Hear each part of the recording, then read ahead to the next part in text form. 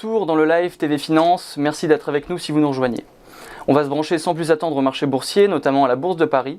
Et pour commenter les cours en direct, on retrouve Antoine Quesada, trader, formateur et coach chez AQTS.fr. Bonjour et bienvenue à vous Antoine Quesada, merci d'être avec nous en distanciel aujourd'hui pour le Chrono CAC. Bonjour Jean. Effectivement, le CAC vient d'ouvrir il y a une minute exactement. Là, on se trouve à 7072 points, à plus 0,18% par rapport à la clôture d'hier. C'est-à-dire qu'il semble aller à nouveau vers son plus haut historique qu'il a tapé mardi dernier à 7079 points. Donc là, on est à 8 points de nouveau de ce point haut. Alors, va-t-il le dépasser ou pas? C'est vrai que ça fait déjà pratiquement une semaine qu'on navigue autour de la zone des 7044 points que vous voyez ici en haut à droite du graphique que j'envoie traditionnellement. Déjà la semaine dernière, donc vendredi dernier, à l'ouverture, on était à quelques dizaines de points de cet objectif que j'avais déterminé à 7044 points, qui n'était autre que le potentiel maximal, entre guillemets, d'une figure qui est un double creux, bon, que j'évoque évidemment tous les vendredis, puisqu'il était d'actualité. Il l'est toujours en ce sens qu'on est sur la zone des 100% de son potentiel. Et donc on voit bien qu'on a tourné autour de ces 100%, donc les 7044, avec 30 points au-dessus, 30 points en dessous. Et depuis une semaine, c'est un petit peu le statu quo. Alors aujourd'hui, il démarre un petit peu en fanfare, avec une certaine motivation, mais il risque encore de caler sur ses plus hauts. Donc en fait, que dire ? En général, et c'est ce que je dis à mes stagiaires, à mes élèves, puisque vous le savez, je forme à l'analyse technique et je forme surtout à ma propre méthode.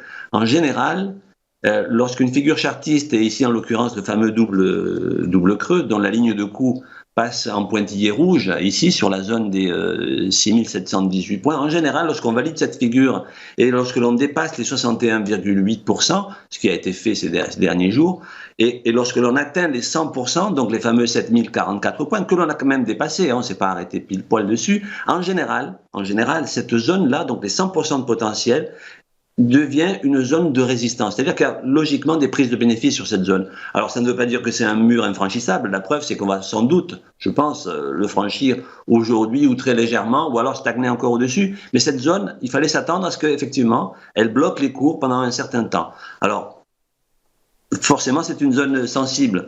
Alors là, on est à 7072 points. Vous voyez, le CAC veut se maintenir proche de son plus haut. Alors là, on n'est pas devin. Je dirais que tout simplement, il faudrait soit franchir le plus haut de mardi dernier, c'est-à-dire dépasser les 7079, 7080 pour faire simple, et là on a des chances d'aller chercher quelques dizaines de points supplémentaires à très court terme, ou bien au contraire aller en dessous du plus bas qui a été réalisé mercredi dernier, c'est-à-dire le lendemain du plus haut, je dirais, à 7014 points. En dessous de cette zone, on pourrait venir retracer, venir s'appuyer peut-être sur la moyenne mobile 8, ici exponentielle, qui est la ligne rouge qui accompagne le cours et qui pourrait faire office de léger support momentanément. Et à l'heure actuelle, à l'heure où je vous parle, elle est précisément sur les 7000 points.